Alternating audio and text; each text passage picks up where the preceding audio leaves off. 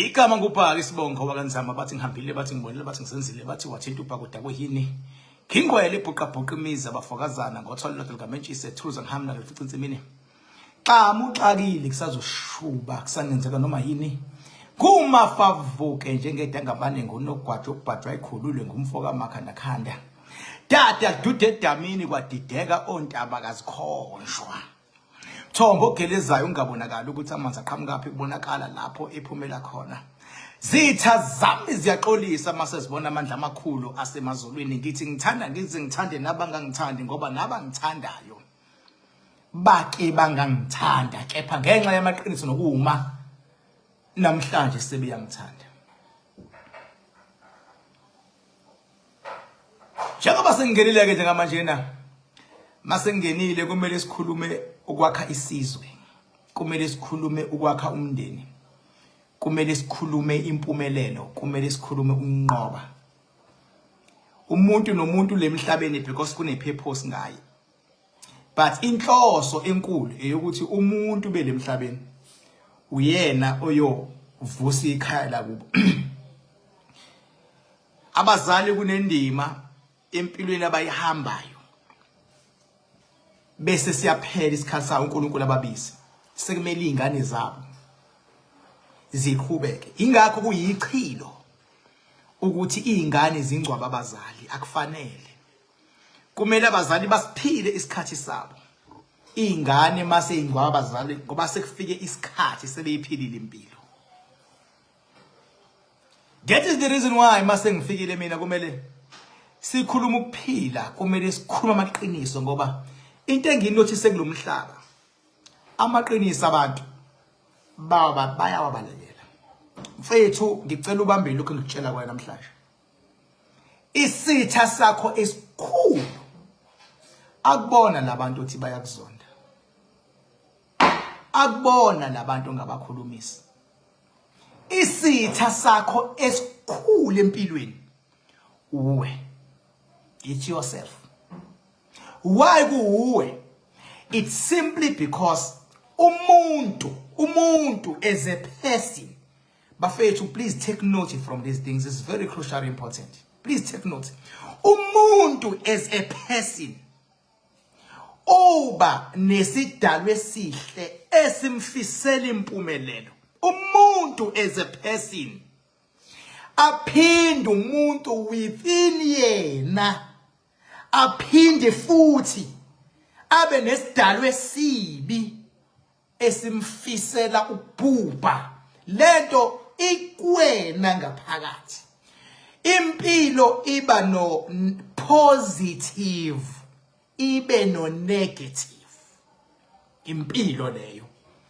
ingakho kunezitha ezizobheka ubunegative bakho mase zibheka uyabona umuntu othi mawuxabene naye noma ukhona naye akutshela ububi leyo muntu ukudonsela emuva uyabona umuntu empilweni okudiscourageayo leyo muntu usebenzisa ubunegative usebenzisa lo moya olwa nawe usupporta wona kodwa uyabona umuntu ofisa ukuthi uye phambili unqobe usebenzisa le side el positive usebenzisa lo moya omuhle usebenzisa lo moya wedlozi okumele ukususe ukubeke before ublame abantu bangaphandle mfowethu do yourself your introspection ukuthi within wena imuphi umoya onamandla ngabe yilo wedlozi elihle ofuna ukukuthatha ukunqobise noma ilo wedlozi elibi esiwupha igama sithi silwane ngoba igama siwupha lo moya wedlozi elibi sithi isilwane sikhona kodwa isilwane esikwazi ukulwela umuntu mase siphiwa igama kuthi wow unenhlanhla kanti mhlambe kusalwa sona lesilwane umehluko sisamlela that is why lento abantu abathwele kuthiwe isilwane it's working on your favor for now but ibeke sakujikela sizokusebenza at your disadvantage so why ngizikhulumela izinto ithi because umuntu uhlula ukwenza introspection kuyena agcine exabana nabantu bangaphandle Mawusuxabana nabangaphandle ukusuke sekusuka lo moya kuwe usukudayisa kubantu bese beyakuzonda. That is the reason why kuwe osesteringini ogcina wenza ingozi ngemoto yakho. Uwe mangabe uphezulu umoya lwakho, uwe ofika emsebenzini udaka utshwala.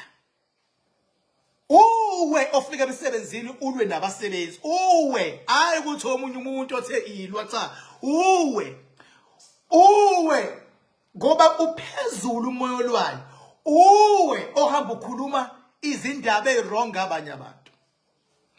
Uwe abazali bakho bakwenzela yonke into bazama ukuphakamisa. Uwe ohamba nabangani abarongi nidla idakamizwa. Uwe ilo moya ophezulu omubi okwenzisa lezi zinto lezi. Uwe odecide ukuthi mawukhuluma nabantu ube arrogant. Ungisho umuntu obefuna ukukuhlonipha kodwa arrogant yakho akakwazi ukuthi I absorb it, because indlela okhuluma ngayo nabantu it's like you are always like looking for faults enkulumeni yakho.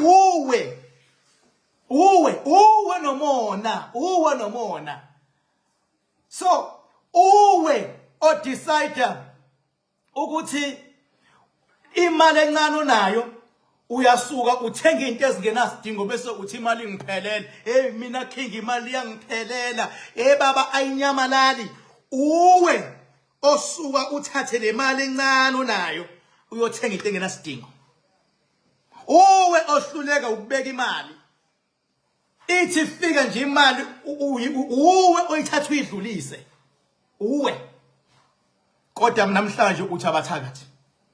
Inkinga ithi within lonto bafethu idaliwe ukuthi umuntu kunomoya omdonsela emuva umoya omubi. Umuntu nomoya omuhle thandazela ukuthi akube idlozi lakho elikwenza ukuthi unqobe eliphezulu. Idlozi imali iphezulu uzothi mawufuna ukuthatha indlela kuvele kufika into ethi cha ungayithathi le ndlela. Uzothi emsebenzini bekuhlukumeza uvele wehlisa umoya bese beyabona abaphathi ukuthi kudlalwa ngalo akayento okhulumayo bese beyakulwela abantu. Uma idlozi lakho liphezulu wena uzothula bese ulwelwa abantu. Mali iphezulu idlozi uzothula bese liyakulwela. Kodwa the moment uthi uyazilwelwa izangami awunawo amandla okulwa. Ukulwa is something else. Masikhuluma ngokulwa kuyona lento ecabangayo. Ukulwa it's something else. Uwe ongayihloniphi indoda yakhe endlini. Ithi bengabe ikhuluma ibeka umbono bese wena njalo uzoyiphikisa into ebekwa. Uyawazi lawo makhaphuli othi omunye bebeka umbono guarantee lo munye uzowuphikisa showcase lekahambisane na. Uyawazi amakhaphuli agcina amakhaphuli kodwa de akusakhaphuleki la. Okusho ukuthi sekwenzakalani imimoya yabo isilwa yodwa. Umoya kalo udonsa lo umbhekisa lo nokalo udonsa lo umbhekisa lo. Bafethu ngicanize ngami akekho umuntu ongenalo idlozi elihle. Umehluko isiphi isidalwa esiphezulu. Ngabe lesidalwa esiyisilwane esimeme ezinye izilwane zasemahlathini simeme abathakathi ukuthi aba-overpower. Mfowethu believe me ngokwendalo wena nedlozi lakho awudalelwe ukuthi unga-overpower abathakathi. Awudalelwe kodwa ungabonisa usaba umthakathi kangaka. Ithi because within wena khona into elwa nawe esebenza ukukusabisa nawe uyavuma ukusaba. Khona into elwa nawe esebenza ukuthi usithathe isinqumo esiright ivele kujikise sithubeni nje uyibone sewujikile because ifuna ukuzidalela.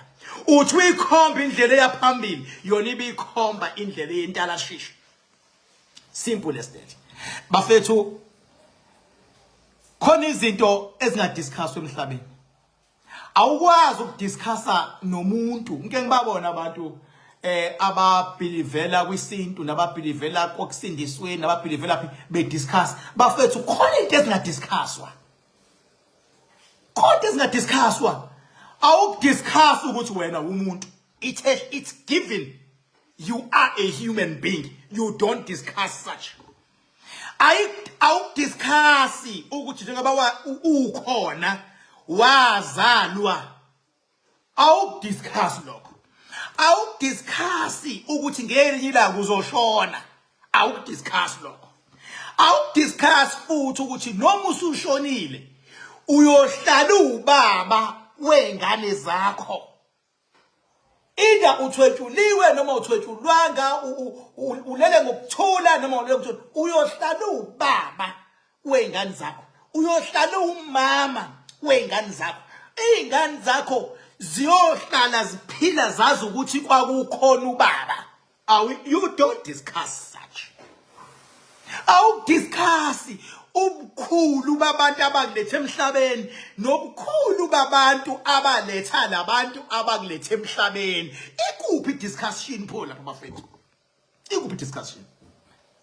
Ngoba umthetho kumele ngabe umuntu nomuntu hlale enze ianniversary yabazali bakhe abaphilayo nabangasekho emhlabeni. Ukuthi nje ngiyabakhumbula noma ukuthi nje ngiyababonga. Ngiyababonga. Kunezinto ezingadiscusswa. Lento ifana nokudiscuss indaba kaNkulunkulu. Udaba laNkulunkulu uyathanda noma uthandi. Awudiscuss into uNkulunkulu phakathi. Why ungawudiscuss? It's because lo mhlaba lo awubonayo uyabona ukuthi kunemfihlakalo phakathi. For the fact ukuthi inyoni ziyaphila ziyazalana, inkukhu, izinja, ihlahla ziyakhula, sikhula isihlahla nje asichelelwa umuntu ehlathini but siyakhula nje isihlahla. Ubukhulu bemvelo, ubukhulu baNkulunkulu, ulwazi lolo ongeke uzulidiscuss. Phela abantu abafica sebediscussa badlala ipolitiki. Kunezinto ongazidiscuss. Kunezinto ongazidiscuss. Ngangitshela abantu ngisho mina nangegama elithi Jesu. Manje kuza uKhisimusi. Bafethu igama elithi Jesu. Angikhulumi ngoJesu as a person. Because uJesu as a person mina angimazi. Kodwa igama elithi Jesu ngiyalazi. Mina ngunzama. Ugcudwa angimazi mina ugcudwa. Ekuthiwa ngazi wenzani enkomeni zisilo nanani angimazi ugcudwa. Angimazi ugcudwa. Kodwa isibongo noma isithakazelo ugcudwa ngiyasazi. Mina anginendaba nogcudwa as a person. Into enginendaba naye ilesibongo abantu bakina ubazi bonke. Lezi ibongo enibiza anizazi ziqhama kanjani. When you are concerned ngesibongo unzama uSiyana uGcucu uchama you are concerned ngesibongo kunezinto that you need not to go and dig. Kunezinto ezingadigwa. Fana ingane ihamba idiga ukuthi mina uyambona uma wakho khona uhamba udiga kodwa ngifuna ubaba ubaba wakho uma wakho uyazi kwenzakalani. Njengoba nje ukhona uyazi uma wakho ukuthwale kanjani ukuze ube kule level okuyona empilweni. Ukuze ungashoni uyazi uma wakho benze njani. For the fact ukuthi uyambona uma wakho, don't dig, because the moment you dig uzogcina uthola into ongekho ready ukuyizwa. Don't dig. Igama elithi Jesu, lelo gama nje ukuthi nje Jesu lilodwa linamandla. Igama enamandla. Usungachaza hayi umuntu wafa umuntu akafanga uJesu njani, kodwa igama elithi Jesu yilo enamandla. Yilo namandla lapha kuJesu. Not necessarily ukuthi kukhonzwa umuntu ekuthiwa uJesu, kukhonzwa igama. Ileli igama othi mawusulibizile lifike livule. Lifike livule igama. Njenganami njengoKing Bhala. kohamba khambe ngibe nesizukulwane esingasoze engiyolala singangibonanga kodwa siyoxoxelwa ngegama elithi King Bhaka. Ngenhlanhla ke sekukhona ama video ayasaveka siwazi ayosaveka kuze kube yinini lama video noma iyobuye ishut down na isystem leyo lokuzana yoGoogle. But igama uShaka simazi kodwa igama elithi Shaka sisebenza ngegama. So ngicela yeka abakholwa ukuzama ukuzenza ongesta angahambisani negama elithi Jesu ifana nakashembe. Igama elithi Mqali wendlela Isaiah Shembe abamazi abantu kodwa bahloniphi igama liyahlonishwa bafethu igama liyahlonishwa. Lento kuzenza uclever ukuthi hayi kusuke lapha kweza igama. That is why baba kwezinye indawo bengabuyongena kuthuza lo bani uthi no I'm a knave of president to her wazi lo muntu to engena ungeniswa igama liyahlonishwa. Sengisho ukuthi nawe lapho ukhona ekhaya hlonipha ukuthi wobana amakhehla akuleyo ndvi yakini akwenza wabakhona ahlonishwa. Yabo hlonipha ukuthi wobana amakhehla uma kushiya ukuthi hayi kwakhona ukhokho wekade nje wayenamandla lo khokho respect lelo gama lalo khokho. Khona umkhulu wakho owaye nje respect igama lahlosha igama. Akuyona yonke into ediscusswayo awudiscuss uNkulunkulu. Once ngezwe abantu bediscuss uNkulunkulu labo bantu aba respect labo bantu awumdiscuss uNkulunkulu ngoba awubazi ukukhulu bakhe ukuthi mzwane kuthiwa budiniwe manje buzodinwa benzeni ezweni. Siyobona ikhukhula sigcine singazi siqhamukile kanti mhlambe sekuwulaka. Kuphinde futhi noma kuthuse kanjani awuhambi against into efunwa abantu abaningi. Awuhambi against umsebenzi wakho uma ubona abantu ukuthi bathi usebenza ukuzama ukuba divide. Beka wakwazi ukuba divide abantu uqedile kodwa beka bahlangana abantu anobuza ngoJune 16 bangale yaminyaka sihlangene youth beka bahlangana abantu abanye abanakufa nakusatshiswa nani kuphenduka kube idisaster aboshwe futhi umholi oyekelela abantu baze bafika ekudinweni. Abantu abawazi la malungelo ukuthi beke bahlangana kahle. Umuntu oboshwayo ngokuhluleka ukwazi ukulalela abantu yilo suke umholi uyaloboshwayo ngoba phela abantu masebehlangene kuhlangana lonke uhlobo lwabantu bonke ubuhlakani babantu bayahlonishwa abantu. Zonke indlela zize emakhanda dam sebeqalile bafikile abanye mangaze nje kuthiwa ngiveze ngaphandle nizobona sekugcwele imoto la ngaphandle sebefikile and abanye basendleleni abanye bofika kusasa. Konakele nje umhla ka20 kathi ngangimemezela uma kukhona abangibukayo abangenawo bakhakhanda all kodwa bayafisa ukuza. So asenzeni nje sekuqaleni ungalungisa nje u2.5 bese uyafika uzosetshenzwa yimi ngazo lezandla zami. Khona edamini labakhandakhanda sinqobe ngizokusebenza ngowami umakhandakhanda oil. Kade befisa abantu ukuza ukuthi ngizokwenza lokho. Yes ngizokwenza nakusasa. Njengoba ngila nje manje ngikhona ngisedamini la ngikhona njengamanje. Konakele nje ngempela ngisemiddle over King Bhakanzama Dam la ngikhona. Mawungena Google nje uyasearch nje ku Google Map uthi King Bhakanzama Dam ithatha ikubeke la ilocation. Thatha ikubeke la ayikulahla. Bathi ngihambile bathi ngibonile bathi ngizenzile akekho umuntu ongenalo idlozi. Ngicela ziyeke lezi inyanga ezama scammer. Evele zithi umuntu hayi wena idlozi awunalo. Akekho umuntu ongenalo idlozi. Ukuqala lokho. Lapho ukhona ngifuna wazi ukuthi unedlozi eligade ekhaya. Ube nedlozi lihamba nawe. Umuntu akahambi nedlozi ukuthiwa umuntu oyedwa ugathe umuntu oyedwa ayikho leyonto. Ayikho. Ngeke ngizwe ididi zichaza mbotho lakazi lutho lo muntu. Bese ngiyazibukela nje. Kekho umuntu ongenalo idlozi. Ngifuna kungene ekhanda lokho. Lapho uhleli khona mfethu, nawe unabakini abakugadile. Unabakini. Umehluko ibapha abaphezulu. Yilabo abafuna ukuthi unqobe noma ilabo abakubuyisela emuva. Most yabantu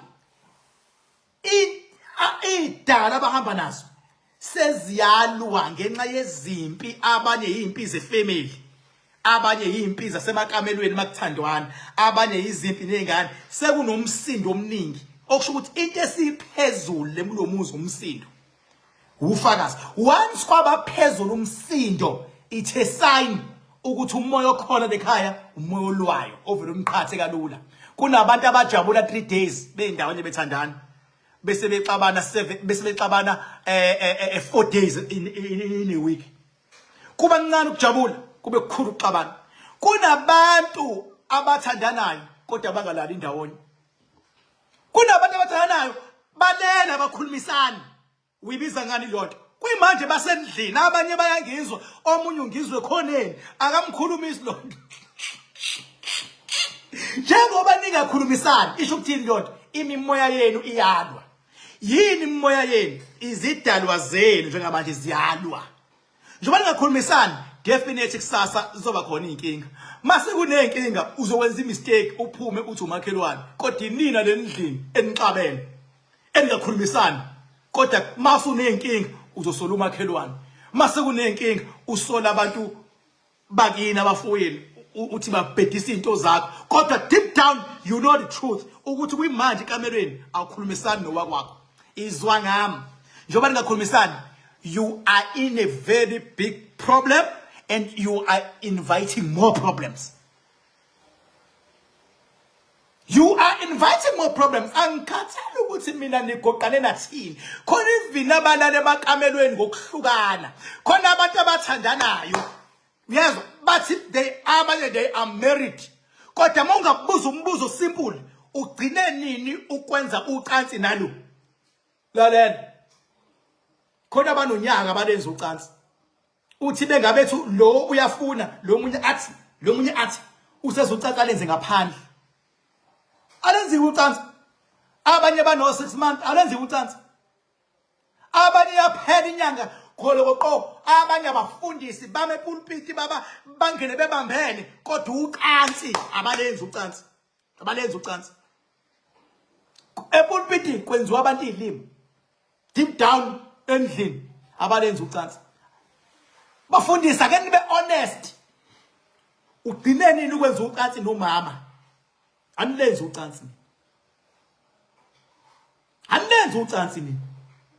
Makufika endlini umama kabi lento kade yona epulpit. Kufika endlini uvela shintshe. Nawe futhi uvela ushintshe. Anilenzi ucansi nini? Shobeni ukhipha bathi ngihambile bathi ngibona bathi ngizenzile bathi wathi uphala okholozayo umfethu ngiyakutshela into emnandi le video yami abathi izobathinta guys yonke lonto we need to fix. Siyazibona and we know how to deal with them. Bese kuyaphunya kuthiwa hayi khona abantu abasivalayo. Hey, nizivala nina ninezimfihlo you shit. Nezimfihlo. Kunemndeni ongathi mangathiwa kuvela imfihlo zakhona. Mangathiwa nje kuvela imfihlo sakulo mndeni ungathwala izandla ekhanda mangavela imfihlo. Khona imndeni esemahlazweni nje. Onemfihlo ngathi bayagula emakhanda. Umama unemfihlo zakhe, ubaba imfihlo zakhe. Ingane imfihlo zazo khona imndeni ethi yagula bese bethi bayathakathwa. Ubona isikhova uthi hayi kunesikhova engithunyelwa sona. Isikhova lalela asikho endlini manje nemfihlo.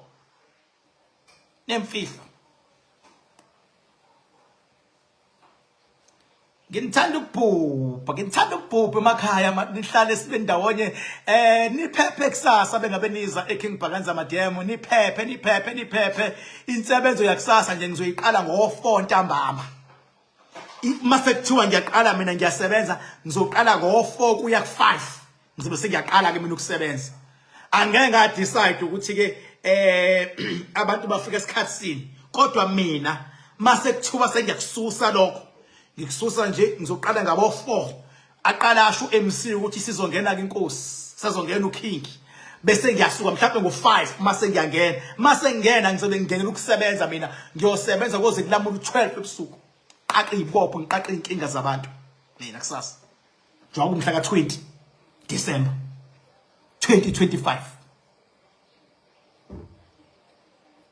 Kolokula ngibusisi inamba yami 0798130260 kusasa lamanqabu 20 December lamanqabu 20 lamanqabu 5 o'clock siyakususa bekhe ngibhakanza amadebe